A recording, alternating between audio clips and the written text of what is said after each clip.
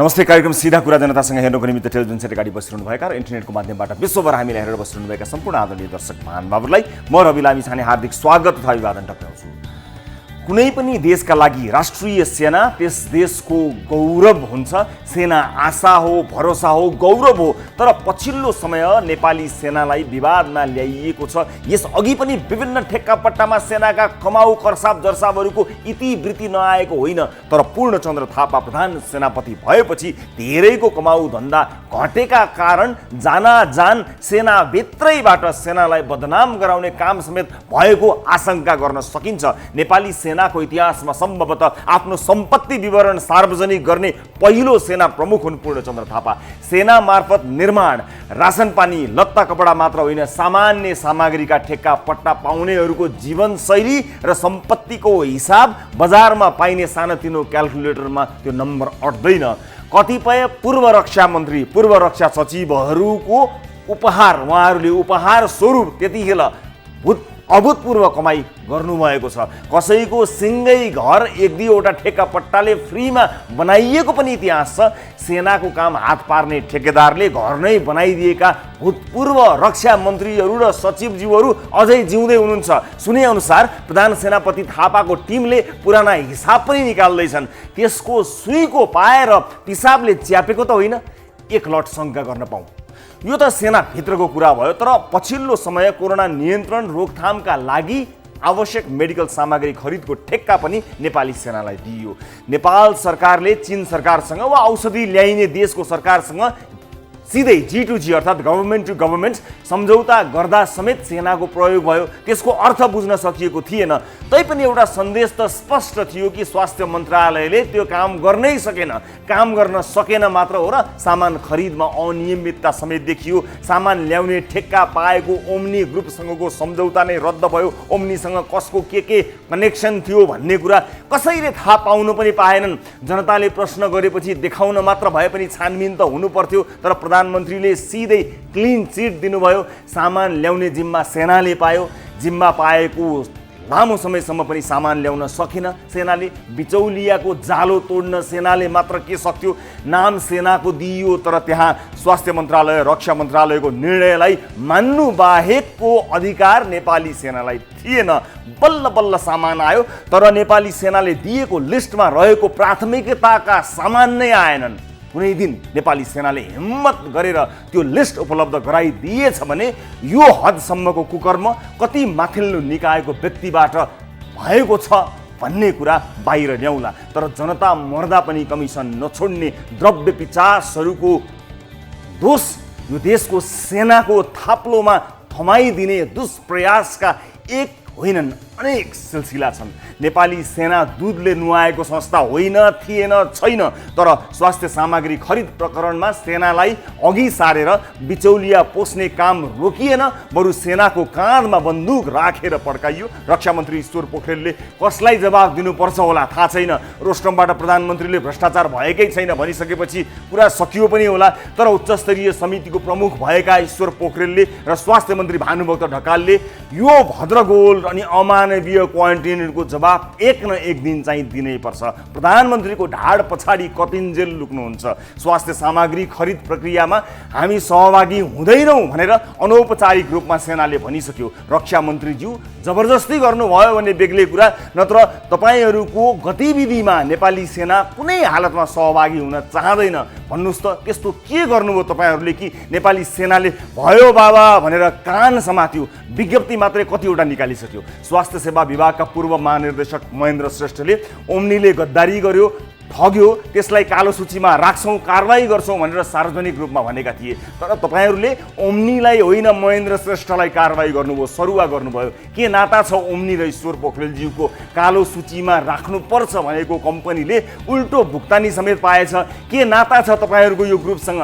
स्वास्थ्य सेवा विभागले भन्दा ओम्नीले 10औं गुणा महँगो सामान किन्यो र सेनाले ल्याएको सामान पनि स्वास्थ्य सेवा विभागले ल्याएको सामानभन्दा कैयौँ गुणा महँगो भयो। सस्तोमा ल्याउने स्वास्थ्य सेवा विभागलाई हटाएर रक्षा मन्त्रालयले रातारात सेना मार्फत सामान किन्ने निर्णय गर्यो। कतै ओम्नीले ठिक्क पारेको सामान सेना मार्फत ल्याएर गुमेको कमिसन सुरक्षित पारिएको त होइन।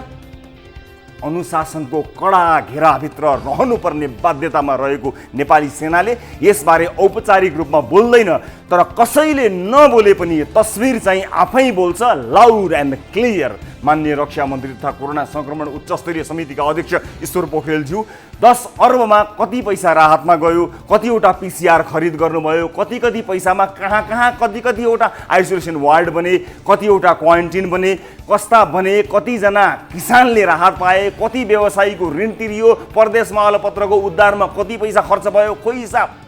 प्रधानमन्त्रीले तपाईहरूले होइन अब सामान सेनाले ल्याउँछ भनेको मतलब त तपाईहरूसँग सकिँदैन भनेको हो नि, र तपाईहरूसँग सेनाले पनि सकेन, हार खायो। अब के गर्ने, कसको सरुवा गर्ने, कसलाई कारबाही गर्ने? कोरोना संक्रमितको सङ्ख्या बढ्दैछ तैपनि मान्छेहरू खुरुखुरु हिँडिरहेका छन्, कसैलाई खासै डर भएको देखिँदैन। किन थाहा छ?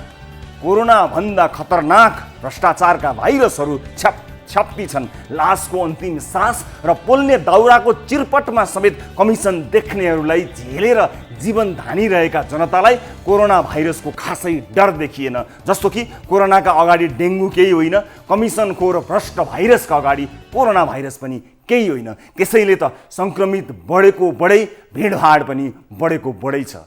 आउनुहोस् सुरु गरौँ जनताको चासो गुनासो र प्रश्नसहितको विशेष कार्यक्रम सिधा कुरा जनतासँग।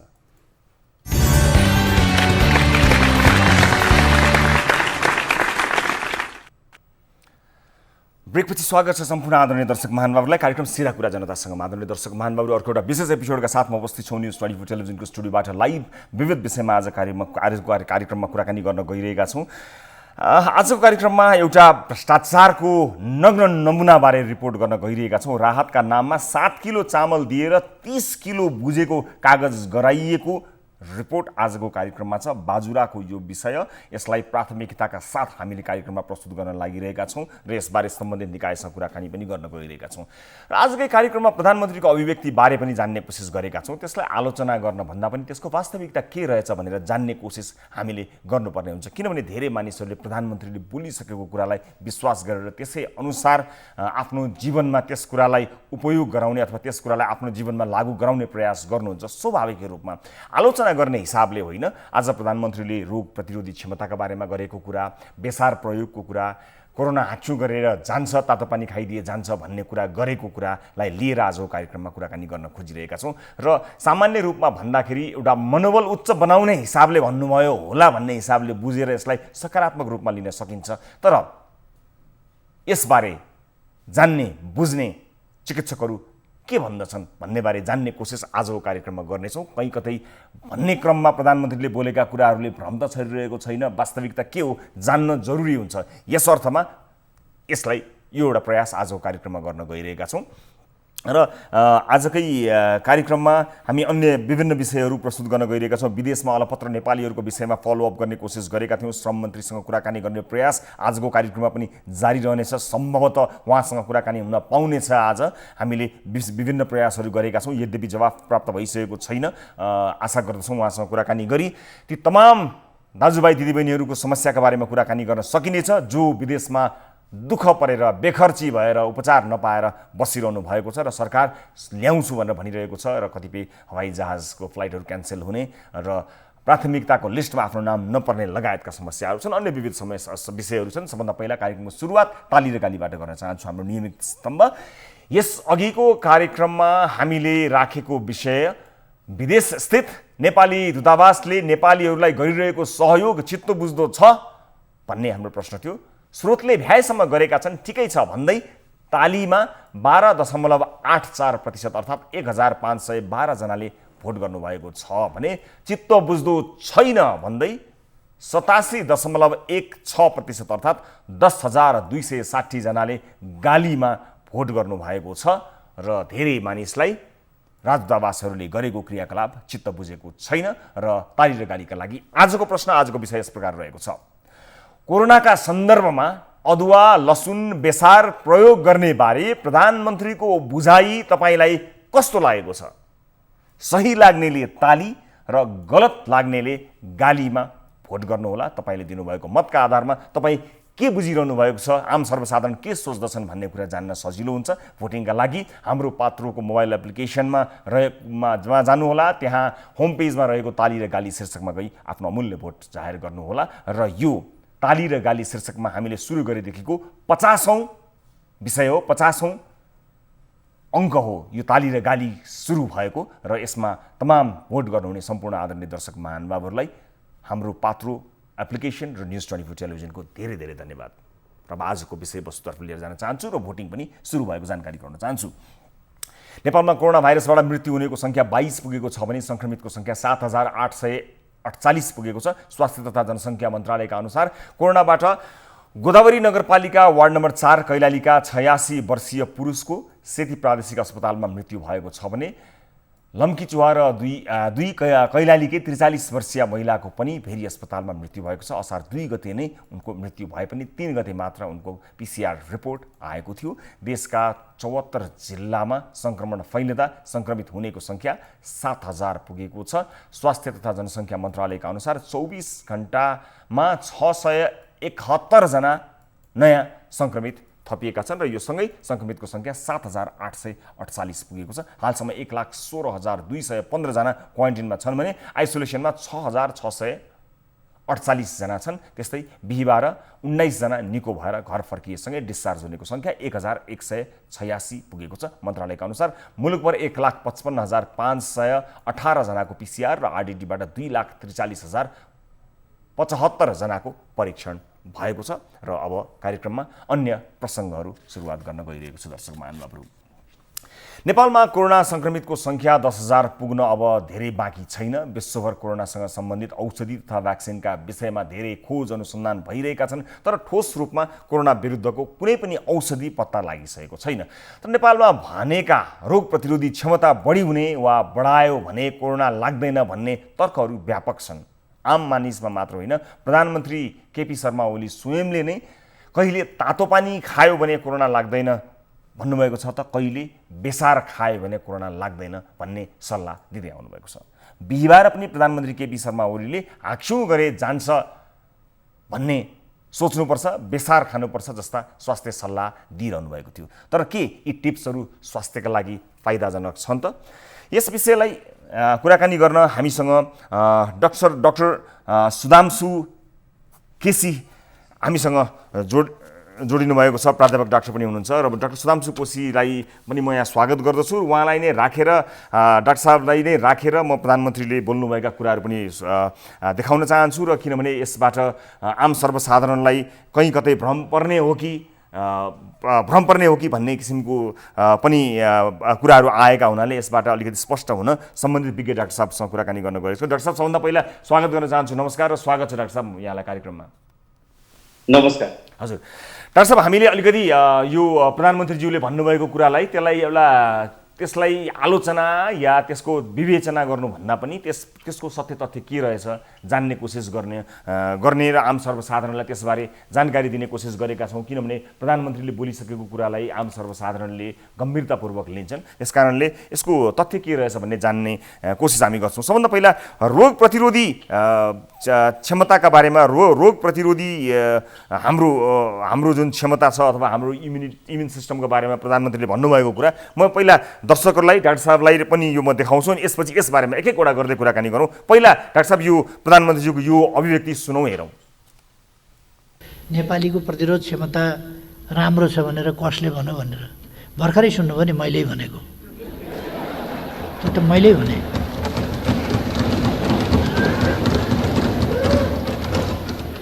नेपालीको प्रतिरोध क्षमता राम्रो छ भन्ने कुराको चुनौती कुनै डाक्टर, कुनै वैज्ञानिक, कुनै शोधकर्ताबाट कहीँबाट आयो भने मैले स्वीकारौँला। अब यसबारेमा डाक्टर साहब अलिकति प्रतिक्रिया पाउन, नेपालीको रोग प्रतिरोधी क्षमता एकदमै धेरै छ, उच्च छ भन्ने प्रधानमन्त्रीले भन्नुभएको कुरा के यो सही हो?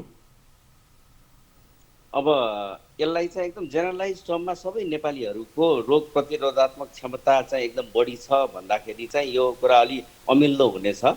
यदि हामी सबैको रोग प्रतिरोधात्मक क्षमता यति धेरै हुने भइदिएको भए हाम्रो देशमा सायद यो टिबी हुँदैन थियो होला, लेप्रोसी हुँदैन थियो, कुष्ठरोगहरू हुँदैन थियो होला।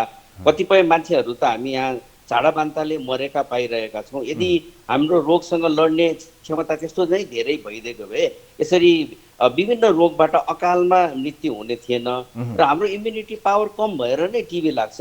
जस्तै अब हामी धेरै जस्तो नेपालीहरूमा टिबी चाहिँ सुसुप्त अवस्थामा छ र जसको चाहिँ रोग प्रतिरोधात्मक क्षमता कुनै कारणले कम हुन्छ त्यो बेलामा चाहिँ टिबी बल्झिन्छ।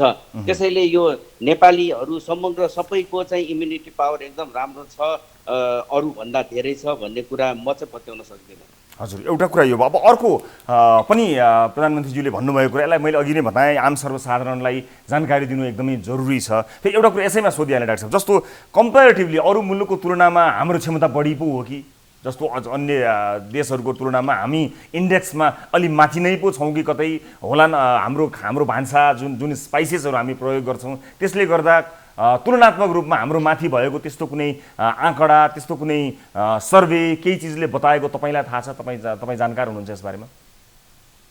यस्तो कुनै भनौँ न यस्तो हेड टु हेड कम्पेरिजन गरेको कुनै त्यस्तो रिसर्चहरू त पक्कै पनि छैन। एउटा कुरा चाहिँ के ठिक हुन्छ भने हाम्रो भान्सामा हुने विभिन्न किसिमका चाहिँ मरमसलाहरू, त्यसमा चाहिँ केही गुणहरू छन्। एन्टी इन्फ्लामेटरी, एन्टिअक्सिडेन्ट प्रपर्टी होला, कसैमा एन्टिब्याक्टेरियल होला, त्यो प्रपर्टी चाहिँ छ म मान्छु। तर त्यस्तो कुराहरूको पनि एउटा सर्टेन कन्सन्ट्रेसनमा चाहिँ त्यसले काम गर्ने हुन्छ। हामी त्यो स्पाइसिसमा हाल्दाखेरि कतै त्यति नै कन्सन्ट्रेसनको पाइरहेको छ कि छैन भन्ने कुरा पनि एउटा प्रश्न हो, होइन? अब त्यसमा चाहिँ त्यो कारणले मात्रै इम्युनिटी पावर बढी भएको भन्न चाहिँ अलि मिल्दैन। अब समग्र रूपमा हेर्दाखेरि के हुन्छ भने यदि हाम्रो इम्युनिटी पावर राम्रो भइदिएको भए हाम्रो देशमा चाहिँ मोर्टालिटी रेट अथवा मृत्यु दर एकदम कम हुनुपर्ने हो। त्यो अरू देशको चाहिँ तुलनामा एकदम कम छ भनेर भन्न सकिँदैन। हामी कहाँ अझै पनि बाल मृत्यु दर पनि बढी नै छ। यो प्रसुति पछिको मृत्यु दर पनि अन्य देशहरूभन्दा धेरै नै छ। अनि विभिन्न जस्तै टिबीबाट नै कतिजना मान्छे प्रत्येक वर्ष मरिरहेका छन् भनेपछि यो चाहिँ अरूभन्दा नेपालीको चाहिँ प्रतिरोधात्मक शक्ति चाहिँ धेरै छ भन्दाखेरि अलिकति यो मिल्दैन कि जस्तो लाग्छ। हस्, यसलाई पनि स्पष्ट पार्यौँ हामीले। अब म अर्को एउटा अभिव्यक्ति प्रधानमन्त्रीज्यूको आजको अभिव्यक्ति यहाँ प्रस्तुत गर्न चाहन्छु र त्यसबारे पनि डाक्टर साहबको राय चाहन्छु। म यो अभिव्यक्ति एकपटक दर्शकहरूलाई पनि देखाउन चाहन्छु, डाक्टर साहबलाई पनि देखाउन चाहन्छु, कृपया। अब कोरोनाले छोयो भन्ने बित्तिकै मर्छु, अब गएँ म भन्ठाने भनेदेखि त बाँच्न गाह्रो हुन्छ। कोरोना भनेको एउटा रुगाखोकी जस्तो लागिहाल्यो भने हाछ्यौँ साछ्यौँ गर्नुपर्छ, तातो पानी खानुपर्छ, उडाइदिनुपर्छ। यो अभिव्यक्ति भर्खरै प्रधानमन्त्रीज्यूको यो अभिव्यक्तिमा यो हाछ्यौँ गरिदिने हो, कोरोना लाग्यो भने केही छैन, तातो पानी खाइदिने हो, ठिक हुन्छ, केही पनि हुँदैन भन्ने जुन अभिव्यक्ति आयो, यसमा के भन्नुहुन्छ डाक्टर साहब? यसमा पहिलो पार्ट चाहिँ के छ भने उहाँले भन्नुभएको छ कोरोना लाग्दैमा डराउनु पर्दैन, त्यो चाहिँ एकदम सत्य कुरा भन्नुभएको छ। कोरोना एक किसिमको भाइरस हो, यो चाहिँ रेस्पिरेटरी सिस्टमलाई एफेक्ट गर्ने भाइरस हो। हुन त अहिले अब विभिन्न रिसर्चहरूबाट यो चाहिँ जिआई ट्र्याक्ट अथवा यो खाद्य नलीहरूमा पनि देखिने, दिशामा पनि आउने, पेटमा पानी जम्मा भएको बेलामा चाहिँ त्यो पेटको पानी जाँच गर्दाखेरि त्यसमा पनि कोरोना देखिने, विभिन्न किसिमको यसले सबै जस्तो अर्गनमा चाहिँ इफेक्ट गर्ने भन्ने पाइसकेको छ। तथापि यो चाहिँ एउटा एक किसिमको रेस्पिरेटरी भाइरस हो र यो लाग्दैमा हामी मर्छौँ भन्ने केही छैन। अहिलेसम्मको चाहिँ विश्वव्यापी तथ्याङ्क हेर्दाखेरि चाहिँ यो रोग लागेको 5%मा चाहिँ यसले अलिक कडा रोग लिएर आउँछ। यो 5%लाई चाहिँ मार्ने चान्सेस, त्यसमा चाहिँ मोर्टालिटी रेट अलिकति हाई छ। र त्यो मोर्टालिटी रेट कसमा हाई छ भन्दाखेरि उमेर पुगिसकेका मान्छेहरू, अन्य रोग लागेर इम्युनिटी पावर कम भएका, त्यसपछि मोटो मान्छेहरू, लिभरमा फ्याट भएको मान्छेहरू, डायबिटिज भएको मान्छेहरू, यिनीहरूमा चाहिँ मृत्यु दर बढी छ। त्यसैले हाछ्यौँ गरेर कोरोना निको हुन्छ भन्नु अलि हास्यास्पद कुरा हो। यो हाछ्यौँ गरेर गर्ने, पानी दिनु भएको भए हुन्थ्यो, तातो पानी पिउने ठिक भइहाल्छ, केही हुँदैन भनेर भन्नुभयो। त्यो मनोबल उच्च राख्ने सिलसिलामा भन्नुभएको हो भने त आत्तिनु पर्दैन, डराउनु पर्दैन, हाछ्यौँ आउँछ केही छैन, तातो पानी खाने हो, डन्ट वरी भनेर एउटा भनिन्छ नि। त्यो एउटा उच्च मनोबलको लागि भन्नुभएको हो भने त्यसलाई स्वाभाविक रूपमा लिनु पर्ला नि डाक्टर साहब। हजुर, पहिलो पार्ट एकदम ठिक छ कि कोरोना लाग्छ भनेर आत्तिनु पर्दैन, डराउनु पर्दैन भनेको, त्यो चाहिँ म त्यसको सराहना गर्दछु। र तपाईँले भनेको जस्तै हुनसक्छ कि नेपालीहरूको आत्मबल बढाउनलाई अब यो चाहिँ कसो भने कोठे गफ गर्दाखेरि ठिक हुन्थ्यो, तर प्रधानमन्त्रीज्यूले यस्तो कुरा चाहिँ नभनी हाल्दाखेरि पनि राम्रो हुन्थ्यो होला। मनोबल बढाउने हिसाबमा चाहिँ ठिक छ, तर यसमा कुनै वैज्ञानिक तथ्य चाहिँ छैन। अब म अर्को विशेष गरेर तपाईँकै सब्जेक्टमा बढी आयो, जहाँ चाहिँ तपाईँको विज्ञता जसमा छ, जन्डिसलाई लिएर तपाईँहरूले विभिन्न चेतनामूलक पोस्टहरू पनि नियमित रूपमा गरिरहनु भएको छ, यसमा तपाईँले विशेषज्ञता हासिल पनि गरिरहनु भएको छ। म यो बेसारको प्रयोग र जन्डिसका बिरामीहरूलाई त बेसार प्रयोग गर्नु हुँदैन भन्ने अभिव्यक्ति सहितको यस विषयलाई दिनुभएको प्रधानमन्त्रीको अभिव्यक्ति डाक्टर साहबलाई दर्शक महानुभावहरूलाई देखाउँछु र यसलाई पनि एकचोटि डाक्टर साहबबाट प्रतिक्रिया पनि चाहन्छु। कृपया यो एउटा प्रधानमन्त्रीको अभिव्यक्ति पनि हेरौँ। नेपालीहरूको भान्सामा पाउरोटीमा बटर दलेर खाने तहको होइन। यहाँ दाल, चामल, मकै, बटमास यी अनेक चिज हुन्छन् र त्यसमा बेसार अनिवार्य हुन्छ, नुन अनिवार्य हुन्छ, खुर्सानी अनिवार्य हुन्छ। यहाँ जिरा, धनियाँ, प्याज, लसुन, अदुवा यी सबै औषधि हो। हरेक दिन औषधि खाएर प्रतिरोध क्षमता बढाएको नेपाली यसको प्रतिरोध क्षमता माथि हुन्छ भन्ने कुरा स्वतः सिद्ध छ। डाक्टर साहब, त्यो अर्को प्रसङ्ग आउँदै रहेछ, अर्को पनि प्रधानमन्त्रीको अभिव्यक्ति यहाँ प्रस्तुत गर्न गइरहेको छु। जस्तो यी सबै भान्सामा हामीले प्रयोग गर्ने जति पनि दाल तरकारीहरूका समेतको कुरा समग्रमा उहाँले भन्नुभयो, त्यसले गर्दाखेरि त्यसको प्रतिरोधी क्षमता बढी हुन्छ भन्ने यो अभिव्यक्ति चाहिँ के हो डाक्टर साहब? यो यसलाई कसरी हेर्न सकिन्छ? अब राम्रोसँग पकाएर राम्रोसँग चाहिँ यो खानेकुराहरू खान पाउने हो भने त कसैको पनि इम्युनिटी पावर राम्रो हुनसक्छ, त्यसमा कुनै शङ्का भएन। अब हामीका चाहिँ कति प्रतिशतको घरमा प्रत्येक दिन दाल भात पाक्छ, प्रत्येक दिन यस्तो सबै मसलाहरू प्रयोग हुन्छ, त्यो पनि अब सोचनीय विषय नै छ। सबैको घरमा पाक्छ पाक्दैन, सबैको घरमा चाहिँ 2 साग 3 साग चाहिँ पाक्छ पाक्दैन, त्यो पनि अब विचार गर्नुपर्ने हुन्छ। हो, हामीले प्रयोग गर्ने धेरै मसलाहरूमा धेरै चाहिँ यो जैविक तत्त्वहरू, त्यसमा एन्टिअक्सिडेन्ट, एन्टी इन्फ्लामेटरी प्रपर्टिजहरू भएको चिजहरू हुनाले हामीलाई मद्दत गर्छ, तर त्यो चाहिँ सबैको भान्सामा सर्वसुलभ तरिकाले पाएको छ कि छैन भनेर हेर्नु पर्यो, अनि त्यसपछि यसमा कुरा गर्न पाइन्छ। तर हाम्रो इटिङ कल्चर भनौँ न, जुन वर्गले यसरी चाहिँ दाल भात तरकारी मरमसला खान पाएको छ, त्यो वर्गका लागि भने यो कुरा ठिकै हो? यो कुरा ठिकै हुन्छ, तर कस्तो भने हामी नेपालीहरूले वास्तवमा चाहिँ खाना त्यति राम्रोसँग जानेका छैनौँ। अब कसैले हामी एकदम धेरै खान्छौँ भने कसैले खान पाइरहेका छैनौँ, तर जसले मिलाएर खान सक्छ त्यसको लागि चाहिँ यो जुन हामीले खाने तत्त्वहरू छ त्यसमा चाहिँ सबै कुरा छ। प्रोटिन पनि पाइन्छ, फ्याट कम हुन्छ, हाई फाइबर हुन्छ, भिटामिन्सहरू हुन्छ, मिनरल्सहरू हुन्छ। त्यसकारण यदि सबैको घरमा स्वस्थ तरिकाले पकाएर यस्तो चिजहरू खाने हो भने पक्कै पनि हाम्रो इम्युनिटी पावर राम्रो हुन सक्छ। यसमा कोरोनासँगको यसको नाता, कोरोना प्रतिरोध र प्रतिरोधात्मक क्षमता भनौँ अथवा लाग्न नदिनका लागि यसको नाता? यसमा त हेर्नुहोस्, अब कसैको रोग प्रतिरोधात्मक क्षमता भन्नुको अर्थ चाहिँ त्यो भाइरस, ब्याक्टेरिया, प्यारासाइट यिनीहरूसँग लड्ने क्षमता हो। त्यसकारण पर्टिकुलरली कोरोनाकै अगेन्स्टमा यो चिजले काम गर्छ भनेर वैज्ञानिकहरूले पत्ता लगाइसकेका छैनन्। अब अहिलेको अवस्थामा पनि विभिन्न औषधिहरू प्रयोगमा आइरहेका छन्। अब त्यो प्रयोगमा आइरहेका औषधिहरू पनि यो पर्टिकुलर औषधिले कोरोनालाई मार्छ नै भन्ने कुरा चाहिँ पत्ता लागिसकेको छैन। त्यसमध्ये केही एन्टिभाइरलहरूले चाहिँ काम गरिरहेको छ भन्ने, जस्तै रेमडेसिभिर भन्ने चाहिँ औषधिले यो भाइरसको अगेन्स्टमा काम गरिरहेको छ भन्ने छ। त्यसैले कुनै पर्टिकुलर कुराले चाहिँ एन्टी कोरोना इफेक्ट हुन्छ भन्ने कुरा चाहिँ पत्ता लागिसकेको छैन, यो स्पेसली खाद्यवस्तुबाट। अब अर्को एउटा अन्तिम म अभिव्यक्ति प्रधानमन्त्रीको यो प्रस्तुत गर्छु, जसमा अघि मैले भने जस्तै तपाईँको विज्ञताको क्षेत्रभित्र पर्ने विषय छ। यो प्रधानमन्त्रीको अभिव्यक्तिलाई पनि हेरौँ। कुनै पनि चिजको साइड इफेक्ट हुँदैन, अथवा कति बेर खाना हुन्छ कति बेर खाना हुँदैन भन्ने कुरा त हुँदैन। बेसार पनि कोही कोही अवस्थामा खाना हुँदैन। रक्त अल्पता भएको छ भने बेसार खाना हुँदैन, जन्डिस लागेको छ भने बेसार खाना हुँदैन, गर्भवती महिलाले बेसार खाना हुँदैन, सुत्केरी महिलाले बेसार खाना हुँदैन। यदि आइरनको कमी, ब्लडको कमी छ भने खाना हुँदैन। यस्ता अनेक स्थिति हुन्छन् जसमा बेसार खाना हुँदैन। अपरेसन गर्नु छ भनेदेखि 48 घन्टा अगाडिदेखि त्योभन्दा अझ 72 घन्टा वा त्योभन्दा 2-4 दिन अगाडिदेखि बेसार अपरेसन गर्न जाने मान्छेले खानु हुँदैन, किनभने त्यसले रगतलाई पात ल्याउने काम गर्छ। त्यो पात ल्याउने कामले गर्दाखेरि त्यस्ता मान्छेहरूलाई त्यो हितकर नहुन सक्छ।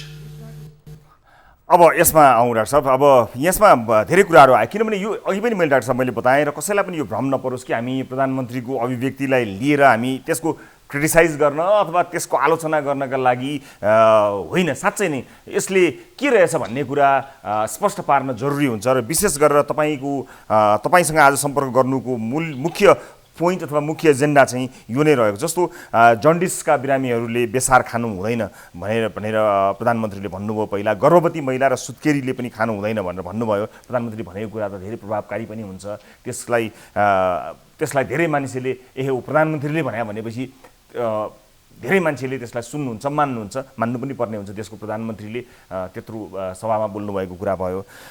पहिला यसबारे कुराकानी गरौँ, जन्डिस, गर्भवती महिला र सुत्केरीले बेसार खानु हुँदैन डाक्टर साहब? अब यसमा अलिकति म भूमिका सहित कुरा गरौँ।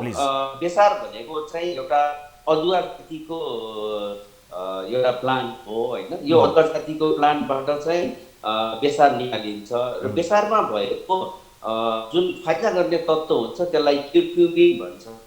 त्यो चाहिँ त्यसको प्रपर्टिजहरू छन् होइन। त्यसको चाहिँ एन्टी इन्फ्लामेटरी प्रपर्टी छ, एन्टिअक्सिडेन्ट प्रपर्टी छ, इभन एन्टी क्यान्सर प्रपर्टी छ, एन्टी एजिङ तत्त्व पनि भनेर लिइन्छ। तर यो सबै इफेक्ट आउनको लागि यसको चाहिँ सर्टेन मात्रा पुग्नुपर्ने हुन्छ र यसको टक्सिसिटी अथवा यसले खराब गर्नेको लागि पनि सर्टेन मात्रा पुगेकै हुनुपर्छ। हामीले जुन हाम्रो घरमा प्रयोग गर्छौँ, खानेकुरामा प्रयोग गर्छौँ, त्यो खानेकुरामा गर्ने बेसारको जुन तत्त्व छ त्यसको कुनै पनि साइड इफेक्टहरू देखिँदैन। जस्तै प्रधानमन्त्रीज्यूले भन्नुभएको कुरा एक किसिमले यो ठिक छ कि यो गर्भवती महिलाहरूलाई बेसार खान हुन्न, तर खानाको बेसार होइन कि त्यो बेसारलाई कतिले चाहिँ यो क्याप्सुलको रूपमा, ट्याब्लेटको रूपमा चाहिँ हाई डोजमा प्रयोग गरेका छन् भने त्यो चाहिँ प्रयोग गर्नु हुँदैन, त्यो चाहिँ सत्य हो। तर त्यसबाहेक हामीले जुन प्रत्येक दिन जुन घरमा भान्सामा प्रयोग गर्ने बेसारको मात्रा छ त्यसले कुनै पनि रोगलाई बेफाइदा गर्दैन। मेरो अलिकति आपत्ति चाहिँ के थियो भने जन्डिस लागेको बेलामा बेसार खानु हुँदैन भन्ने कुरामा मेरो आपत्ति थियो र छ पनि। किनभने बेसार भनेको यस्तो तत्त्व हो, यसको त अघि मैले फाइदाहरू भनिहालेँ, त्यो बाहेक यो एउटा कलरिङ एजेन्ट पनि हो। बेसार हालेर खाना पकाउँदाखेरि खाना हेर्दैखेरि राम्रो देखिन्छ, खाना जति राम्रो देखिन्छ मान्छेलाई खाउँ खाउँ जस्तो लाग्छ। अब कतिपय रोगहरू छन् जसमा जन्डिस देखिन्छ। यहाँ एउटा कुरा म दोहोऱ्याएर भन्न चाहन्छु कि जन्डिस भनेको कुनै रोग होइन, यो त विभिन्न रोगहरूमा देखिने लक्षण हो। त्यसकारण जन्डिस रोग भन्ने बित्तिकै यो गल्ती भइसक्यो। जन्डिस रोग कहिले पनि होइन, यो त टाउको दुख्नु, हात दुख्नु, पेट दुख्नु जस्तै विभिन्न किसिमको रोगहरूमा देखिने लक्षण हो। त्यसैले जन्डिस र बेसारको कुनै पनि सम्बन्ध छैन। र मैले ट्विटरमा लेखेको थिएँ कि यदि बेसार खाएर जन्डिस हुन्छ भने यो गोलबेडा खाएर पनि हाम्रो आँखा रातो हुनुपर्ने, साग खाएर आँखा हरियो हुनुपर्ने त्यस्तो हुँदैन। त्यसैले यो जन्डिस हुँदाखेरि चाहिँ खाना बार्ने कुरा एकदमै गलत हो, त्यसमाथि पनि बेसार बार्ने कुरा झनै गलत हो। किनभने हामीले पाइरहने बेसारको जुन anti inflammatory, antioxidant, even anti cancer जुन फाइदा छ त्यसबाट हामी वञ्चित हुन्छौँ र जुन खानाको रङ राम्रो देखिएर हामी खान अझै चाहिँ उत्सुक हुन्छौँ त्यो नै मान्छेले खाना खाँदैन। अब एक किसिमको क्यान्सरहरू हुन्छ, त्यो क्यान्सर लिभरमा भएको क्यान्सर, पित्तको नलीको क्यान्सरमा चाहिँ जन्डिस हुन सक्छ। अब त्यो जन्डिस भएको मान्छेले बेसार बार्दैमा चाहिँ के अरे उसको जन्डिस निको हुने पनि होइन, क्यान्सर निको पनि हुने होइन। त्यसकारण कुनै पनि किसिमको जन्डिसमा बेसार बार्नुपर्छ भन्ने मान्यता गलत हो, यो तोडिनुपर्छ। अब अरू मलाई थाहा छैन डाक्टर साहबको विज्ञताभित्र यो पर्छ पर्दैन, तर मैले कोसिस गरिहालेँ। जस्तो अपरेसन गर्नुभन्दा 72 घन्टा अगाडि अथवा 2-4 दिनै अगाडि नै बेसार खानु हुँदैन कतिपय अवस्थामा भन्ने कुरा आएको छ के हो डाक्टर साहब यसबारे पनि बताइदिनुहोस् न। मैले अघि पनि भने तपाईँलाई यो कस्तो भने बेसारको प्रयोग समग्र रूपमा गर्दाखेरि चाहिँ 3 किसिममा प्रयोग हुन्छ। यो एउटा चाहिँ औषधिको रूपमा आयुर्वेदमा औषधिको रूपमा प्रयोग हुन्छ, अर्को चाहिँ यो कस्मेटिक्समा युज हुन्छ र अर्को हाम्रो भान्सामा मसलाको रूपमा युज हुन्छ। अब यो आयुर्वेदमा चाहिँ औषधिको रूपमा चाहिँ प्रयोग गर्ने चाहिँ अलिकति हाई डोजमा हुन्छ। अब त्यो मेरो आफ्नो चाहिँ विद्यामा नपरेको हुनाले म एलोप्याथीको विद्यार्थी, मलाई चाहिँ यस्तो मैले प्रयोग गरेको थाहा छैन, तर मैले पाएको जानकारी अनुसार चाहिँ यदि यसको चाहिँ कन्सन्ट्रेसन हाई छ, यो हायर डोजमा छ भने हो प्रेग्नेन्सीमा खानु हुँदैन भन्ने थाहा छ मलाई। तर यो अपरेसन अगाडि चाहिँ बेसार खानु हुन्न भन्ने, हाम्रो जुन भान्सामा प्रयोग भएको बेसार अपरेसन अगाडि खानु हुँदैन भन्ने कुरा चाहिँ गलत हो। अब यसमा हुनसक्छ मैले अझ पनि अध्ययन गर्नुपर्ने हुनसक्छ कि यदि त्यो औषधिको रूपमा चाहिँ हाई डोजमा प्रयोग गरेको बेसार चाहिँ जसरी प्रेग्नेन्सीको बेलामा प्रयोग गर्न हुँदैन भनेको छ, अपरेसनको अगाडि प्रयोग गर्न हुन्छ कि हुँदैन त्यो चाहिँ मैले आफैले पढ्नु पनि पर्छ। मलाई यो अहिले जानकारी छैन, तर यो कुरा म चाहिँ यकिनका साथ भन्दछु कि यो हाम्रो खानामा जुन जति बेसार हामीले खान्छौँ, नर्मली के हुन्छ भने जति हामीले त्यो बेसार खान्छौँ त्यसमा चाहिँ अराउन्ड 3 to 5% मात्रै क्युर्कुमिन हुन्छ। अर्थात् त्यसको जुन इफेक्टिभ तत्त्व हुन्छ, जुन मेन इन्ग्रिडियन्ट हुन्छ, त्यो त जम्मा 3 to 5% मात्रै हुन्छ भनेपछि यसको जुन हाई डोज आउनको लागि हामीले धेरै नै बेसार प्रयोग गर्नुपर्ने हुन्छ, जुन हाम्रो भान्सामा त्यति साह्रो हुँदैन। त्यसकारण यो बेसारलाई हामीले कुनै पनि रोगमा चाहिँ रोक्नुपर्ने हुँदैन, तर यसको चाहिँ जुन इफेक्टहरू छ, राम्रो इफेक्ट हामीले नर्मली खानेकुरामा प्रयोग गर्दाखेरि चाहिँ पाइरहेका हुन्छौँ। त्यसकारण यो खाँदाखेरि बेफाइदा हुँदैन। इभन धेरैले चाहिँ राति सुत्नु अगाडि दुधमा चाहिँ बेसार अलिकति राखेर खाने गरेका छन्, त्यो त म भन्छु राम्रै हो। भनेको यसलाई कन्क्लुजनमा भन्नुपर्दाखेरि जुन तरिकाले जुन अमाउन्टमा जति मात्रामा हामीले सामान्य खानामा प्रयोग गरिरहेका हुन्छौँ, त्यो सामान्य खानामा गरिएको प्रयोगले कुनै पनि किसिमको असर गर्ने देखिँदैन। स्पेसली जन्डिसका लागि त युज गर्नु हुँदैन भन्ने कुरा त्यो भ्रामक हो, त्यसमा जानु हुँदैन। तर धेरै ठुलो हाई डोजमा प्रयोग गर्ने हकमा क्याप्सुलेट त्यसको चाहिँ बनाएर खाने हकमा चाहिँ कतिपय अवस्थामा त्यसले असर गर्न सक्ला, अदरवाइज भान्सामा चाहिँ यसको प्रभाव छैन भन्ने हाम्रो निष्कर्ष निस्क्यो हैन डाक्टर साहब? एकदम ठिक। हजुर, हस् डाक्टर साहब, धेरै धेरै धन्यवाद यो जानकारीका लागि र समयका लागि। यहाँलाई म धेरै धेरै धन्यवाद दिन चाहन्छु डाक्टर साहब। र यहाँ हुनुहुन्थ्यो डाक्टर सुधांशु केसी। र आदरणीय दर्शक महानुभावहरू, हामीले यो विषयलाई चिरफार यस अर्थमा गरेका हौँ कि आम सर्वसाधारण धेरै मानिसहरूले आज सामाजिक सञ्जालमा प्रधानमन्त्रीको अभिव्यक्तिलाई प्रस्तुत गरियो।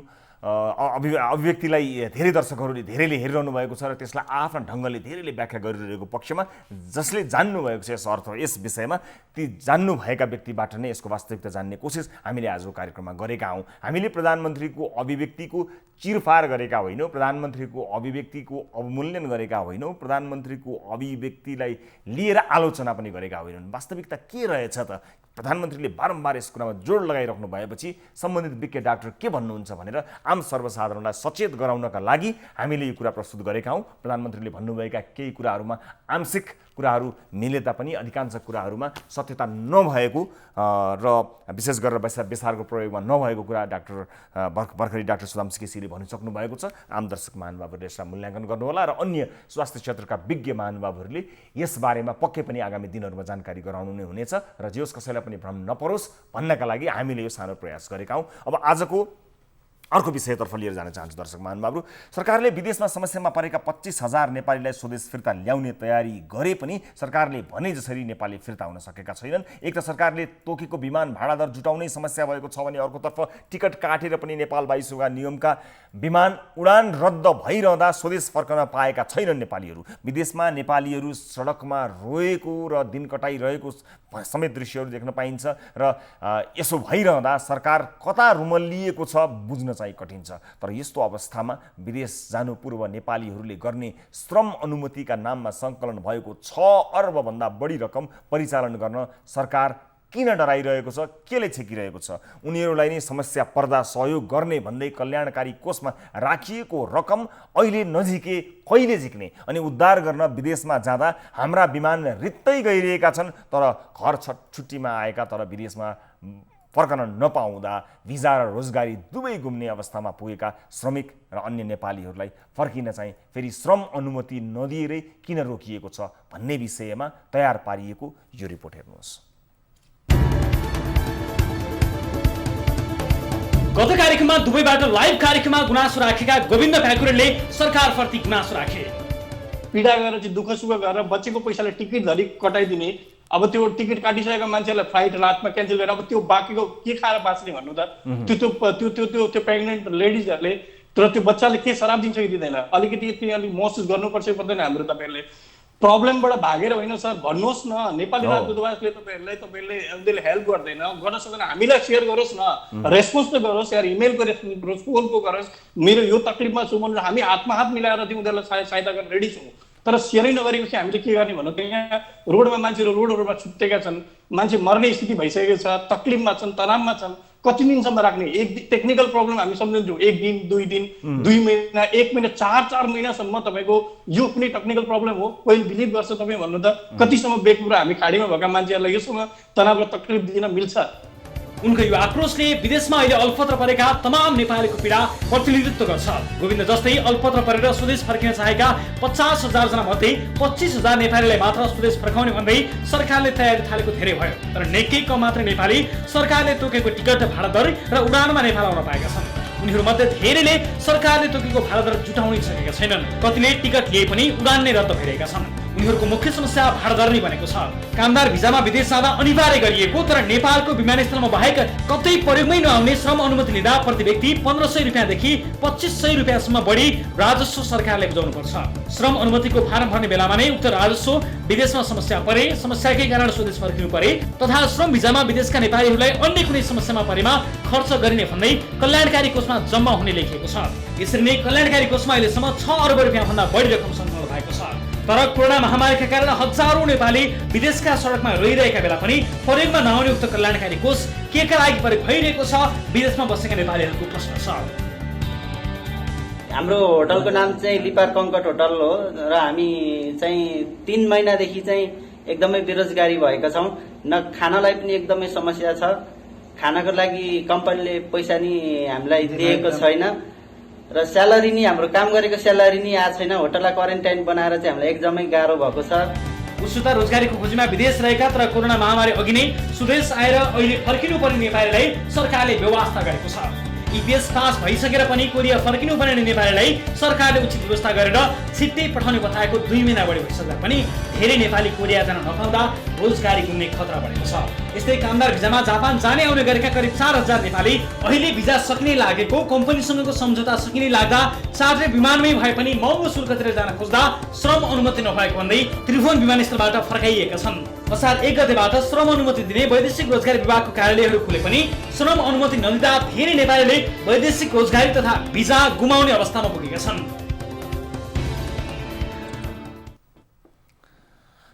दर्शकहरू नजानेहरू जान पाएका छन्, नआउनेहरू आउन पाएका छन्। जुन कुरा सरकारले भनेको थियो त्यो पैसा हुनेका लागि मात्र लागू भएको छ। न भारतबाट आउने नेपालीहरूलाई व्यवस्थित तरिकाले ल्याउन सकिएको छ। कुनै एउटा क्षेत्र छैन जहाँ चाहिँ वाह भनेर व्यवस्थित भएको गर्न सकियोस्। हर क्षेत्रमा कुनै न कुनै समस्या भएको छ। हो, यो महामारीले धेरै देशहरूमा समस्या ल्याएको छ, तर कुनै एउटा सेक्टर त हुन्छ जसलाई राम्रोसँग हेर्न सकिन्छ अथवा व्यवस्थापन गर्न सकिन्छ। हरेक सेक्टरमा भएको यो व्यथितिले केही न केही सङ्केत पक्कै पनि गरिरहेको छ र हामीले यस विषयमा कुराकानी गर्न, सम्पर्क गर्ने प्रयास गरिरहेका छौँ। सामाजिक सुरक्षा, रोजगार तथा श्रम मन्त्री रामेश्वर रायलाई र केही बेरमा मन्त्रीजीसँग कुराकानी गर्छौँ। मन्त्रीजीले केही बेरमा हामीसँग कुराकानी गर्ने कुरा बताउनु भएको छ र त्योभन्दा पहिला भिडियो कलमा आउनुहुने कोही दर्शकसँग कुराकानी गरिहाल्छु। नमस्कार, कहाँबाट को बोल्दै हुनुहुन्छ? हजुर रवि दाइ नमस्कार। हजुर हजुर कहाँबाट को बोल्दै हुनुहुन्छ तपाईँ? रवि दाइ सबैभन्दा पहिला त म हजुरलाई सेल्युट गर्न चाहन्छु। रवि दाइ हजुरको काम, हजुरको साहस र जनतामा हजुरले जुन एउटा चाहिँ राम्रो काम, एउटा जनतामा चाहिँ एउटा राहत दिनुभएको छ, त्यसको लागि म चाहिँ एउटा अरबमा बसेर एउटा नेपालीले चाहिँ हजुरलाई सलाम गर्न चाहन्छु रवि दाई। धेरै धन्यवाद। रवि दाई, म चाहिँ साउदीबाट म सुरज नेपाली बोलेको रवि दाई। म चाहिँ धेरै समस्यामा छु रवि दाई। हजुर। म चाहिँ ग्यास पसलमा काम गर्थेँ रवि दाई। ग्यास पसलमा काम गर्ने क्रममा मेरो साउको छोराले चाहिँ सिमेन्टी ओछ्याएको थियो रवि दाई। सिमेन्टी ओछ्याउँदाखेरि त्यो सिमेन्टीमा चाहिँ एउटा बिजुलीको तार परेछ रवि दाई। त्यो तारको इस्यु बनाएर चाहिँ मलाई साउको छोराले बोलाइसकेपछि यो तार तैँले किन देखिनस् भन्यो। मैले भने म त ग्यास पसल काम गर्ने मान्छे, मैले देखेन, अब निकाल्नु पर्ने हो भने म निकालिदिन्छु भनेको। मलाई चाहिँ गाडीबाट उसको गाडीबाट लिभर निकालेर मेरो हात चलाउन नहुने गरी मेरो हात चाहिँ एकदम समस्या बनाइदिएको छ रवि दाई। अनि तपाईँलाई कुटपिट गरेको कि के गरेको? हजुर, मलाई चाहिँ एकदम कुटपिट गरेको रवि दाई। लिभर निकालेर हान्यो। त्यसपछि म भन्दैछु रवि दाई, त्यसपछि मैले आफ्नो जुन मेरो साउ थियो, मेरो मालिक थियो, मैले उसलाई फोन गरेर बोलाएँ। फोन गरिसकेपछि साउले भन्यो अब तँसँग चाहिँ अब यो एउटा बङ्गाली पनि छ रवि दाई मसँग काम गर्ने। त्यो बङ्गाली चाहिँ अर्को पसलमा काम गर्छ। अर्को पसलबाट चाहिँ एउटा अर्को बङ्गाली अथवा नेपाली आएर चाहिँ यो तँसँग राखिदिन्छु। यो बङ्गालीले चाहिँ त्यसलाई अलि उल्टो कुरा, अलि एउटा चाहिँ नराम्रो कुरा नसिकाएर चाहिँ न तँलाई कुटेको कि भनेर साउको छोराले फेरि साउले चाहिँ उसलाई फोन गरेको, छोरालाई जुन मलाई हानेको थियो उसलाई फोन गर्यो। फोन गरेर चाहिँ यो नेपालीसँग चाहिँ बङ्गाली नराख भनेर भन्यो। त्यसपछि भोलिपल्ट फेरि बङ्गाली आलोड गर्न। एकदमै समस्यामा फोकस हुनुहोस् है। छोटकरी बनाउनु होला, समस्यामा ठ्याक्कै फोकस गर्नु होला। तपाईँमाथि कुटपिट भयो, हात नचल्ने अवस्था भयो। अब अहिले तपाईँ कस्तो किसिमको समस्या, कस्तो किसिमको सहयोगको अपेक्षा गरिरहनु भएको छ? अहिले म चाहिँ रवि दाई, म चाहिँ अब त्यहाँ जान मलाई पछि फेरि मलाई कुटपिट गरेर रवि दाई एकपल्ट चाहिँ मलाई लिभरले हान्यो, अर्कोपल्ट फेरि मलाई चाहिँ चक्कु प्रहार गर्यो। चक्कु प्रहार गर्दा म चाहिँ अब हस्पिटलमा मैले पुलिसलाई फोन गरेँ। हस्पिटलमा म गएँ। हस्पिटलमा गइसकेपछि फेरि म पछि पुलिस भएको ठाउँमा जाँदाखेरि मलाई चाहिँ त्यहाँबाट केही पनि सहयोग भएन। त्यसपछि म एमबिसीमा गएँ। एमबिसीले पनि मलाई चाहिँ कुनै एउटा चाहिँ सहयोग गरेन रवि दाई। मलाई चाहिँ एकदम उल्टै पीडित बनाइदियो। एमबिसीले भन्छ तँ किन यहाँ आइस्, कसले बोलाएर यहाँ आइस् भन्छ। वहीँ साउकोमा गएर काम गर भन्छ। म काम गर्ने त्यहाँ जान सक्ने स्थितिमा म छैन रवि दाई। अब तपाईँ त्यहाँको अब एउटा लिगल्ली तपाईँ एउटा अनुमति, श्रम अनुमति लिनुभएको लिगल स्ट्याटसमै हुनुहुन्छ होला। कानुनी उपचारको पनि केही प्रयास गर्नुपर्छ कि? किनभने त्यहाँका नियम कानुनहरू अलग अलग होलान्। त्यसमा हामीले दूतावासले गर्न नसकेको कुरामा तपाईँलाई कसरी सहयोग गर्न सकौँला? यदि तपाईँले होइन अब स्वदेश आउनुपर्ने भयो भने त्यसमा पहल गर्नका लागि हाम्रो केही न केही समन्वयकारी भूमिका रहला। तर त्यहाँ भएका कानुनी अडचनहरू सम्हाल्नका लागि, त्यहाँ भएका यस्ता भनौँ न घटना दुर्घटनाहरूमा समन्वय गर्नका लागि हाम्रो पहुँच कसरी होला र? तपाईँ नेपाल आउन चाहनुहुन्छ कि अथवा त्यहाँ मतलब कस्तो किसिमको मद्दत तपाईँलाई भयो भने तपाईँ सन्तुष्ट हुनुहुन्छ, बताउनुहोस् त। रवि दाई, मलाई चाहिँ अहिले एकदम खाना बस्न एकदम समस्या छ रवि दाई। अब म त्यहाँ गएर फेरि त्यही साउकोमा गएर काम गर्न सक्ने स्थिति म छैन, किनभने मलाई साउको छोराले चाहिँ आक्रमण गरिसकेको छ। फेरि पनि म यहाँबाट गयो भने उसले फेरि पनि मलाई आक्रमण गर्न सक्छ। अब झन् मैले पुलिस केस गरेँ, एमबिसीमा आएँ, झन् अब साउले चाहिँ मलाई अर्कोपल्ट पनि आक्रमण गर्न सक्छ रवि दाई। तपाईँको भिजा त बाँकी छ रवि दाई? भिजा बाँकी छ? नेपालले आउन चाहन्छु रवि दाई। नेपाल आउने तपाईँ चाहनुहुन्छ? अहिले आफू त्यहाँ बाँच्नका लागि समस्या छ, खानपिनको समस्या छ, त्यसपछि तपाईँ नेपाल आउने नै चाहना राख्नु भएको छ तपाईँले, होइन त? हजुर रवि दाई, म चाहिँ एकदमै रवि दाई, म चाहिँ एकदम असुरक्षित भएर रवि दाई, न खाना न बस्न। मलाई चाहिँ एउटा दाईले चाहिँ एकदम सहारा दिनुभएको छ। अब उहाँ पनि घर दुई दिन भयो म यहाँ दाईकोमा आएको। अब उहाँ पनि घर जाँदै हुनुहुन्छ। अब यसो गर्नुहोस् सुरजी, तपाईँको टेलिफोन नम्बर दिनु होला। साउदीमा धेरै हाम्रा सहयोगी साथीहरू हुनुहुन्छ, तपाईँलाई तत्कालका लागि सहयोग पक्कै मिल्छ, मलाई पुरै विश्वास छ। तपाईँको टेलिफोन नम्बर एकपटक बताउनुहोस् न त्यहाँको।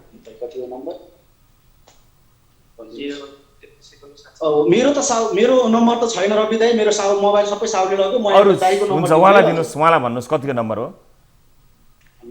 हजुर, 058 रवि दाई, 058 हजुर 058 33 51 730 रवि दाई। 730 058 33 51 730। हजुर रवि दाई, म एकदम सुरजी, हस्, हामी तपाईँलाई अहिले तपाईँले जुन कन्सर्न राख्नुभयो, जुन घटना तपाईँमाथि भयो त्यो अत्यन्त दुःखद भयो। त्यसको लागि हामीले यहाँबाट धेरै चिज गर्न सक्ने अवस्था रहन्छ रहँदैन म भन्न सक्दिनँ, किनभने कानुनी पाटोहरू हुन्छन्, त्यसका लागि त्यहाँ तपाईँले कानुनी मद्दत लिनुपर्ने हुन्छ होला र विशेष गरेर दूतावासले पनि तपाईँलाई मद्दत गर्नुपर्छ भन्ने हामी सोच्दछौँ, तर त्यहाँको अवस्था के छ अहिले भन्न सक्ने अवस्था छैन। तर जति पनि मनकारी साथीहरू हुनुहुन्छ उहाँलाई अहिलेका लागि अन्य विभिन्न समस्याहरू परेका हुनाले पक्कै पनि मद्दत गरिदिनु होला। नेपाली सङ्घ संस्था लगायत मनकारी साथीहरूको जति पनि हुनुहुन्छ उहाँले पक्कै पनि सुरजजीलाई मद्दत गर्नुहुन्छ होला र नेपाल आउन चाहनेहरूको फारममा तपाईँले पनि भर्नुभएको छ भने तपाईँलाई पनि प्राथमिकतामा राखिनेछ भन्ने विश्वास हामीले लिएका छौँ। र यो बिचमा मन्त्रीसँग हाम्रो श्रम मन्त्रीज्यूसँग कुराकानी गर्ने हाम्रो प्रयास जारी नै छ, तर एउटा ब्रेक लिन्छौँ। ब्रेकपछि सम्भव भएमा उहाँले कुराकानी गर्नु भएमा श्रम मन्त्रीजीसँग कुराकानी गर्छौँ र त्यसपछि एउटा राहतको नाममा भएको चरम भ्रष्टाचारको विशेष रिपोर्ट पनि बाँकी छ। अहिलेलाई बेला भएको छ ब्रेकको। न्युज 24 टेलिभिजनमा तपाईँ हेरिरहनु भएको छ कार्यक्रम सिधा कुरा जनतासँग।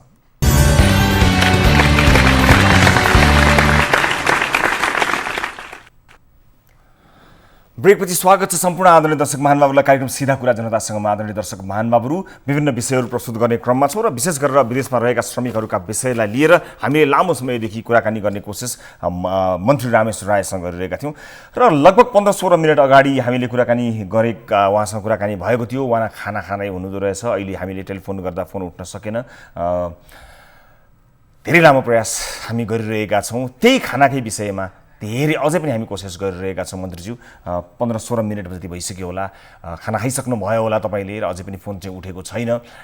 त्यही खाना नभएर अरूले दिएको खानाबाट गुजारा चलाउनु पर्ने नेपालीहरूका प्रश्नहरू नै हामीले तपाईँसँग राख्न खोजेका हौँ र कृपया जवाफ दिएर ती तमाम नेपालीहरूको प्रतिनिधित्व गरिदिनु होला जसले तपाईँकै मन्त्रालय अन्तर्गतका विभाग र कार्यालयहरूमा श्रम अनुमति लिँदा पैसा तिरेर जानुभएको छ, राजस्व तिरेर विदेश जानुभएको छ। 2 पैसा कमाउनको निमित्त गएका नेपालीहरू अहिले अप्ठ्यारोमा परेका छन् र तिनै नेपालीहरूले तिरेको 6 अर्बभन्दा बढी पैसा त्यो कोषमा रहेको छ। त्यो केका लागि खोलिएको कोष थियो? आपत परेका नेपालीका लागि त्यो प्रयोग हुँदैन भने कसका लागि कहिलेका लागि राखिएको हो? त्यसबारे पनि हामीलाई प्रश्न गर्नु छ। एउटा मन्त्रालयले अर्को मन्त्रालयलाई देखाउने जुन परम्परा छ त्यो त कायमै रहन्छ होला, तर गएका नेपालीहरू त श्रम अनुमति लिएर गएका हुन् नि। यसर्थमा समन्वय गर्ने जिम्मा पनि त श्रम मन्त्रालयको होला नि। यस्ता यावत प्रश्नहरू छन्। अहिले भर्खरै हामीले कुराकानी गर्दाखेरि मन्त्रीजीको फोन उठेको छैन, खाना खान सकिएको छैन होला। ठिक छ मन्त्रीज्यू, खाना निरन्तर गर्नु होला। खाना खाएको बेलामा धेरै डिस्टर्ब हुनु हुँदैन पनि भन्छन्, एउटा आम सामान्य भनाइ पनि छ। आज पनि खानु होला। भोलि शुक्रबार, पर्सि शनिबार र आइतबार 9 बजेसम्मका लागि ब्रेकफास्ट, लन्च, डिनर सबै खानु होला। कृपया त्यति समय दिनु होला। व्यक्तिगत प्रयोजनका लागि होइन, आम विदेशमा रहनुभएका नेपाली दाजुभाइ दिदीबहिनीहरूको जिज्ञासा आफ्नो मार्फतबाट तपाईँलाई राख्नको निमित्त आइतबारसम्ममा ब्रेकफास्ट, लन्च, डिनर सबै सकिदिनु होला। र आइतबार 9 बजेका लागि 10-15 मिनट, 5-10 मिनटको समय कृपया उपलब्ध गराइदिनु होला। म प्रत्यक्ष प्रसारण मार्फत माननीय मन्त्रीज्यूलाई विनम्रतापूर्वक अनुरोध गर्न चाहन्छु। अहिले भने आरामले खाना खानु होला। अब आजको अर्को विषय, कोरोना महामारी त सर्वसाधारणलाई महामारीले जुन एउटा पीडा दिइरहेको छ नै छ। राज्यको माथिल्लो तहमा स्वास्थ्य सामग्री खरिदको क्रममा करोडौँ करोड भ्रष्टाचार भएको सुनिरहेको छौँ, हामीले सुनिरहेका छौँ र हामीले बाजुरामा भएको एउटा विषय उठाउन गइरहेका छौँ। बाजुरामा त राहत वितरण गर्ने क्रममा नै लाखौँ भ्रष्टाचार भएको भेटिएको छ। सरकारले परिवारको सङ्ख्या र रोजगारी तथा पेसा व्यवसायको अवस्थाका आधारमा राहत वितरण गर्न स्थानीय निकायलाई जिम्मा लगाएको थियो। बाजुराको बढीमालिका नगरपालिकाका 2200 भन्दा धेरै घर परिवारलाई प्रति परिवार 30 किलो चामल सहितको राहत वितरण गरेको कागजात तयार पारेको छ। तर ती परिवारका सदस्यको पेटमा भने त्यो चामल परेन। खासमा त्यो चामल नै वितरण भएन, बरु नगदकै रूपमा जनप्रतिनिधि तथा कर्मचारीहरूको खल्तीमा पुग्यो। 30 किलो चामल लिएको भनी हस्ताक्षर गरेका सर्वसाधारणले 7 किलो मात्रै चामल पाएका रहेछन्। सूचनाको हक प्रयोग गरी विवरण लिएर खोज पत्रकारिता केन्द्रको सहयोगमा बाजुरास्थित टिभी जर्नलिस्ट निमेन्द्र शाहीले तयार पारेको यो इन्भेस्टिगेटिभ रिपोर्ट हेर्नुहोस्। कोरोना महामारीको नाममा केन्द्रीय तहमा स्वास्थ्य सामग्री खरिदमा भ्रष्टाचारका एकपछि अर्को घटना सार्वजनिक भइरहँदा स्थानीय तहमा भने कोरोनाको सङ्कटलाई मौका बनाएर सर्वसाधारणलाई बाँडेको राहतमा नै चरम भ्रष्टाचार भएको पाइएको छ। बाजुराको बडीमालिका नगरपालिकामा सर्वसाधारणलाई राहत स्वरूप 7 किलो चामल दिएर 30 किलो राहत बुझेको कागजमा हस्ताक्षर गराएर विकटका जनताको गाँस पनि खुसिएको छ। असङ्गठित क्षेत्रमा कार्यरत श्रमिक तथा असहायहरूलाई उपलब्ध गराइने राहत सम्बन्धी मापदण्ड 2076 अनुसार बडीमालिकाका अधिकांशले 30 केजी चामल, 3 केजी दाल, 2 लिटर खाने तेल, 2 केजी नुन, 2 केजी चिनी र 4 वटा साबुन पाउनु पर्ने थियो। उसुता नगरपालिकाले 2282 परिवारलाई मापदण्ड अनुसार नै राहत वितरण गरेको भन्दै 40,46,911 रुपियाँ खर्च पास पनि गरेको छ। तर 30 किलो चामल सहितको राहत बुझेको भनी कागज गरिएका बडीमालिका 9 सनाईबारका 10 सनाईले जम्मा 7 किलो चामल मात्रै पाएको बताउँछन्। बडीमालिका 9 कै जहिर चदारले पनि 30 किलो चामल बुझेका छैनन्, तर उनको नाम पनि 30 किलो चामल पाउनेको सूचीमा छ। बडीमालिका 9 उखाडीकी हिरा चदाराले पनि सरकारका तर्फबाट बुझेको राहत 7 किलो चामल मात्रै हो। बडीमालिका 9 उखाडीकी गचे लुहारले पनि 30 किलो चामल लिएको सूचीमा सूचीकृत छन्, तर उनले पनि 30 किलो चामल बुझेका छैनन्। बडीमालिका 9 मा उनीहरू जस्तै 30 किलो चामल पाउनेको सूचीमा हस्ताक्षर गरेका 172 जना कसैले पनि 7 किलो भन्दा धेरै चामल पाएका छैनन्। बडीमालिका 8 की बिन्द्र रावलको भागमा 7 किलो चामल सहितको राहत परेको थियो। हुन त हामी कन पाउनु पर्ने 30 किलो पाए पनि हुन्थ्यो होला। अब के गर्ने, आफूले तब 7 किलो चामल दियो भइहाल्छ भने हामीले बुझ्दैनौँ भनेको, त्यही पनि हामी जसरी पनि खाउँला भनिपल्ट हामीले कोसिस गरेको। गरिबलाई मार्नेकन तिनीहरू नेतालाई पनि अब त्यस्तै केही कारवाही हुनुपर्छ। गरिबलाई दिएँ भने आफूले खाने र म हुने। अब गरिब जनताकन दियौँ भने आफूले खाइ मोटिया। बडीमालिका 8 कोट्यारकी पार्वती रावल र नन्द रावलको नाम पनि पुरै राहत लिनेको सूचीमा छ, तर यहाँ कसैले पनि 5 किलो चामल, 1 प्याकेट नुन र एउटा साबुन बाहेक बढी केही पाएका छैनन्। बडीमालिका नगरपालिका 8 बाहुलीकी पार्वती भोटेले पनि 5 किलो मात्रै चामल सहितको राहत पाएकी छिन्, तर उनको नाम पनि पूर्ण राहत पाएको सूचीमा छ। अझै रोचक कुरा त के छ भने तनहुँमा रहेका पवित्र शाहीले समेत 15 किलो चामल राहत स्वरूप लिएको भन्दै कागज गरिएको छ, तर उनी लामो समयदेखि तनहुँमा बस्दै आएका छन्। वडा नम्बर 8 का 159 जनाले 5 किलो भन्दा बढी चामल पाएका छैनन्, तर उनीहरू पनि पूर्ण राहत अर्थात् 30 किलो चामल सहितको राहत लिएको सूचीमा सूचीकृत छन्।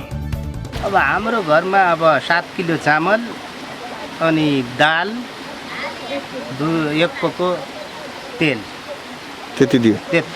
राहत नुबराको 1 साबुन, त्यही 7 किलो चावल, जो यहाँ बात है यो 1 किलो दाल, 1 पोको तेल, त्यही मिलाएको। वडा नम्बर 6 का रमेश बहादुर साउदले समेत 10 किलो चामल, 1 किलो दाल, 1 प्याकेट नुन र 1 प्याकेट तेल तथा साबुन पाएका छन्, तर उनीहरू सबैलाई मापदण्ड अनुसार नै राहत बुझेको कागजमा हस्ताक्षर गराइएको छ।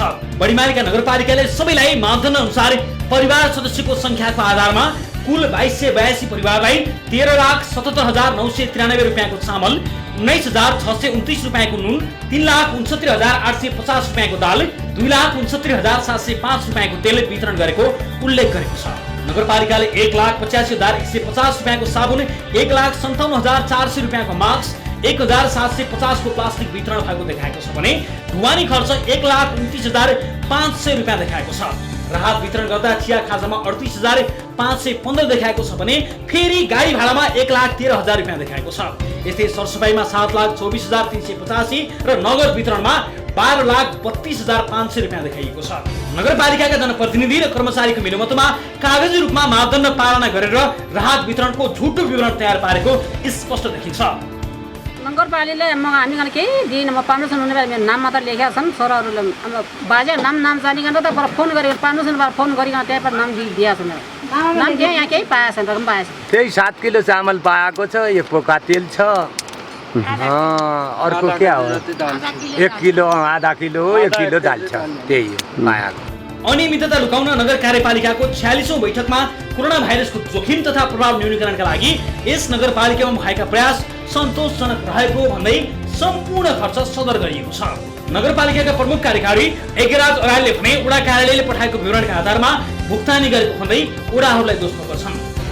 राहत प्रदान गर्ने सन्दर्भमा सङ्घीय सरकारले एउटा नमुना कानुन पठाइयो र त्यसको आधारमा चाहिँ त्यो कानुनलाई लोकलाइजेसन गरेर स्थानीयकरण गरेर राहत वितरण गर्नु भन्ने थियो। त्यसै अनुरूप हामीले यस नगरपालिकामा नगर कार्यपालिकाको बैठक आह्वान गऱ्यौँ र त्यो मापदण्डलाई हामीले स्थानीयकरण गऱ्यौँ अथवा हाम्रो आवश्यकता अनुसार चाहिँ त्यसमा छलफल बुदागत रूपमा छलफल गऱ्यौँ र हामीले राहतको प्रक्रिया अगाडि बढायौँ।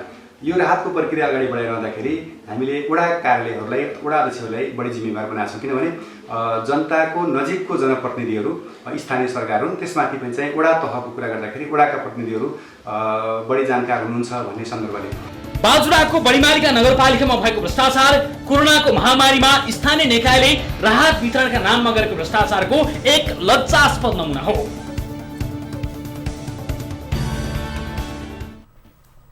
दर्शक महानुभावहरू, गरिब जनतालाई गलत विवरणमा हस्ताक्षर गरेर त्यो पैसाको अपचलन भएको स्पष्ट उदाहरण हामीले यो रिपोर्ट मार्फत प्रस्तुत गरेका छौँ र यस विषयमा कुराकानी गर्न टेलिफोन सम्पर्कमा हुनुहुन्छ बाजुरा स्थित बडीमालिका नगरपालिकाका मेयर पदम बडुवाल। मेयर साहब स्वागत छ। नमस्कार, तपाईँलाई स्वागत छ।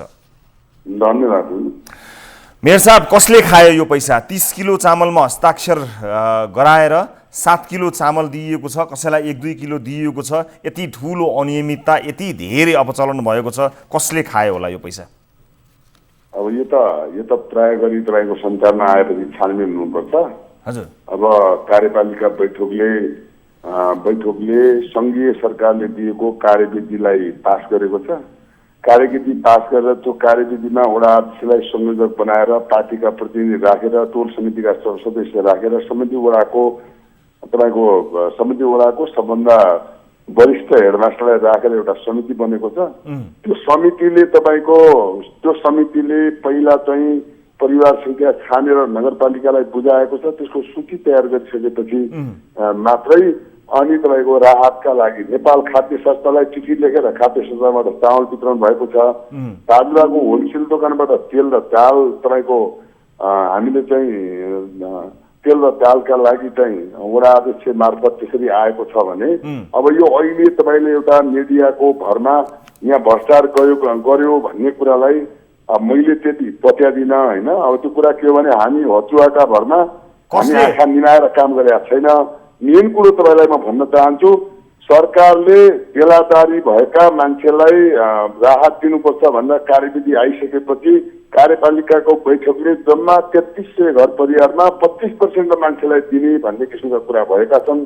गाउँमा राजनीति पार्टीदेखि सबैको सहमतिमा 10 किलो चामल तपाईँको सबैलाई दिने र 20 किलो तपाईँको 25% दिने भनेर सहमति आएर त्यसै निर्णय भएको छ। सर, सहमति भयो होला। के हो भने यो कुनै कुरा तपाईँको के हो भनेपछि अब यो एउटा मिडियाले यो गरेर मैले यति पाएँ भन्ने कुरा छैन। यसमा जागिर भएका मान्छेलाई पनि छुट्याएको छ, धेरै मान्छेलाई छुट्याएको छ। सर, एउटा कुरा भनौँ, मिडियामा आएको भनेर मिडियाको आएको भरमा नभन्नु होला। मिडियामा नआएको भए धेरैले पचाइसक्नुहुन्थ्यो र मिडियाले नै तपाईँहरूलाई यो पचाउन दिँदैन, ढुकाउनु होला। रविजी तपाईँलाई भन्न चाहन्छु, सकेसम्म के हो भने यो कानुनी राज्य हो।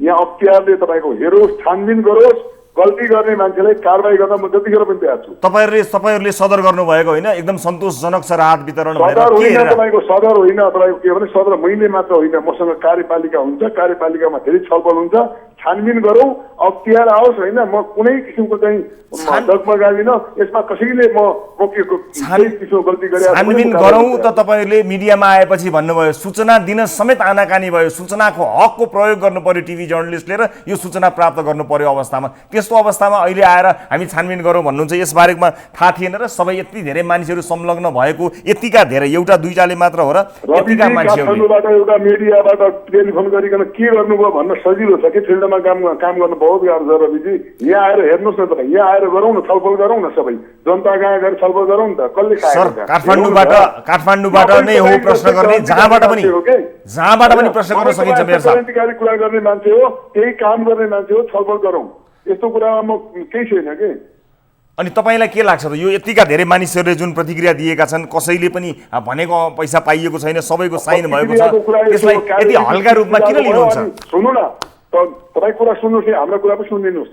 अनि तपाईँको के कुरा हुन्छ भने तपाईँको अब कार्यविधि 30 किलो चामल मापदण्डमा बन्यो, अनि गाउँमा एउटा राजनीतिक सहमति सबै भएर हामीले यसरी गर्नुपर्छ, 10 किलो 20 किलो तरिकाले पाल्नुपर्छ भनेर चाहिँ 800 लाई दिनुपर्नेमा 2000 लाई बाँडेपछि अनि त्यो कुरालाई के हुन्छ भन्नु न।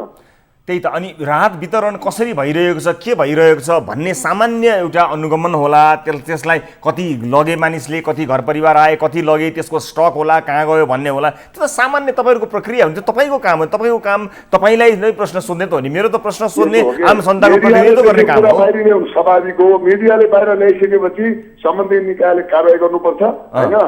त्यसमा हामी कारबाहीको भोगी छौँ गल्ती गरेका छ भनेपछि तयार हुन्छ। अहिले यो थाहा पाइसकेपछि के गर्नुभयो तपाईँले यसबारे? थाहा पायो होइन, तपाईँको के हो भने बाजुरा परिमालिका नगरपालिकालाई हामीले कसरी चलाएको छौँ भन्ने कुरा नजिक आएर हेर्नुहोस् होइन। सर त्योसँग सरोकार भएन सर। कमजोरी छ भने होइन, कमजोरी छ भने, कमजोरी देखियो भने त्यो निक्लेको सबै कुरा भयो भने हामी झुन्ने तयार छौँ। मेयर साहब, तपाईँले यसबारेमा के प्रयास गर्नुभयो? अब यो सामाजिक एउटा मिडियामा आयो, तपाईँले त सामान्य रूपमा मिडियामा आउँदैमा भन्नुभयो, खैर आयो नि त होइन।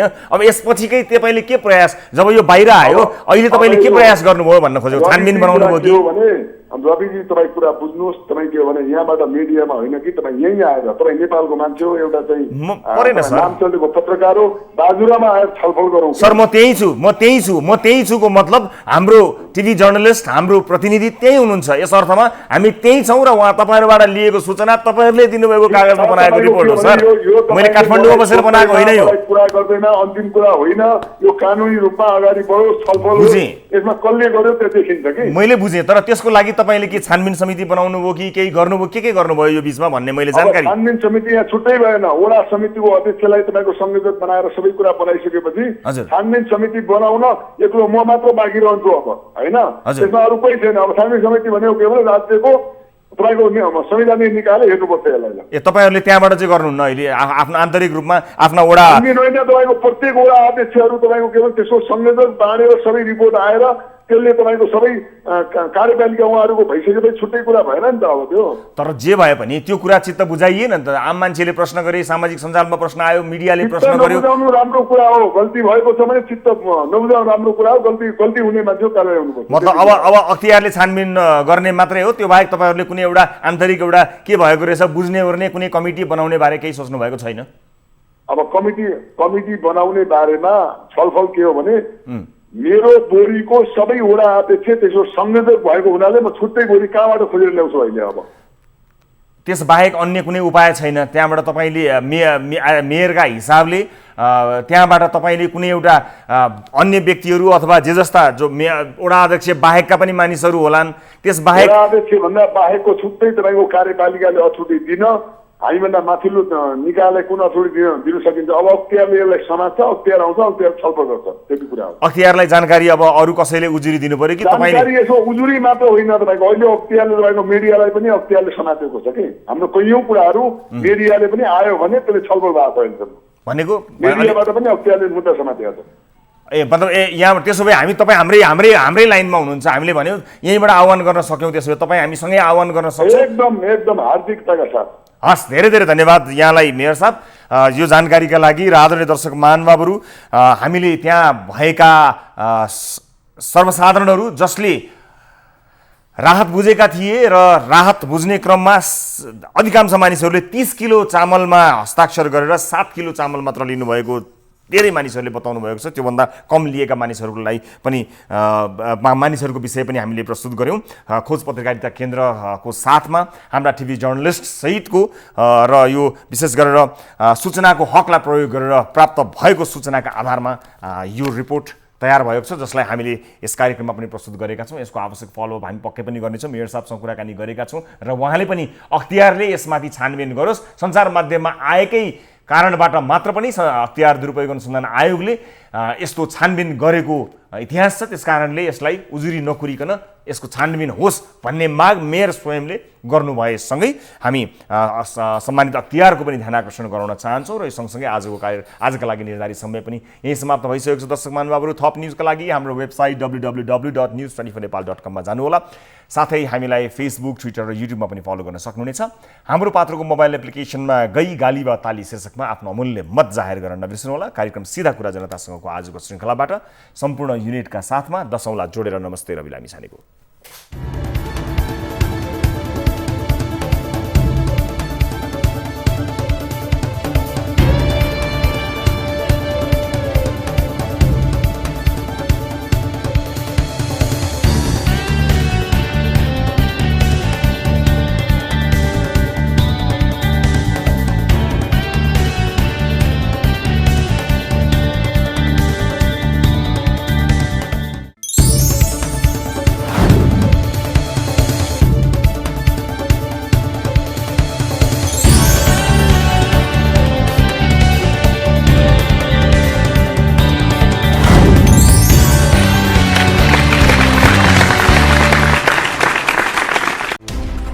कोरोनाले सिर्जना गरेको सङ्कटमा पल पलका न्युज अपडेट र हर क्षेत्रको कभरेजका लागि न्युज 24 नेपाल युट्युब च्यानललाई सब्स्क्राइब गर्नुहोला।